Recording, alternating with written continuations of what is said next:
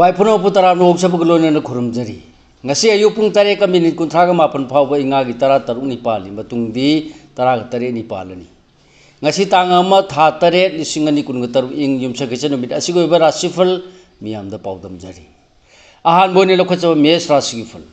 yengna babu ngamjaba ngangbo sakpa haiba arangara loksin ba yable nungthin pung 2 gi tungdana hena phagani phingba yena banadi tathi Lesa pahang yun ikai khumna bigani thoni polam lei chini angangba brisra singful lausing pudo bakhara warabasu khutloina thodang bangani nathak thongbana hanagum thajaba thambi adubu huran banadi mitaba lepte lesa pahang yun hanagum phai thoni polam lei higo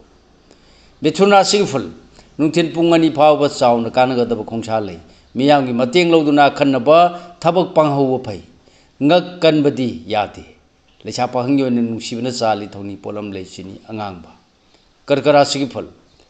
haksang nungaibada natana ningba thungani anauba thoramda khuchau thaba yagani napanna mangoinarbadi nasak naral mangani lesa pahang yun laibak thoina phagani thoni polam lei chini angangba singara sigifal palam balan phangba afaba mingchat phangba lengdaba lan phangbagi nungaijaba numini afa pungi thabaktadi khu selu taha gan Lesa pahang yun mai pa ithoni polam lei higo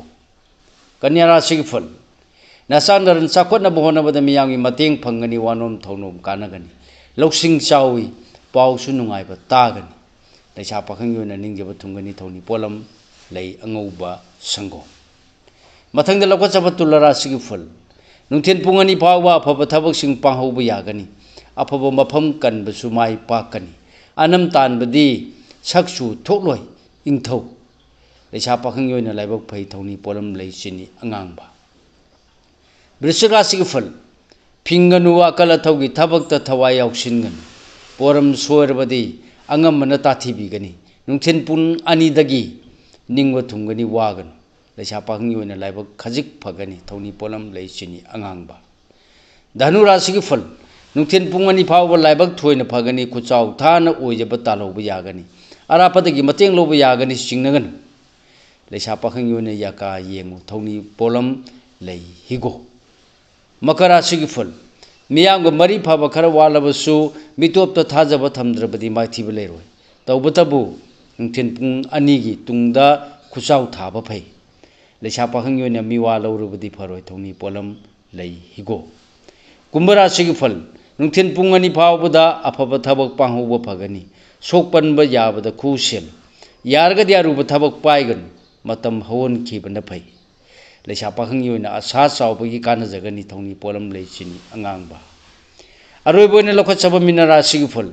afaba marup tangani wa yamna ngangbana mangjagani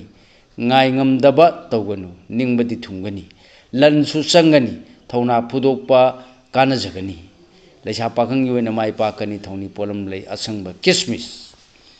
Thoni polam sing asi sana ningjaba laida soidana baki katpiyu mahi soidana phangjagani mathang asida lojare mayamda pijaba ngasigi oibara sifal khwai punopo amuka hana lusilapode rajen khumuksamna mayambu khurumjari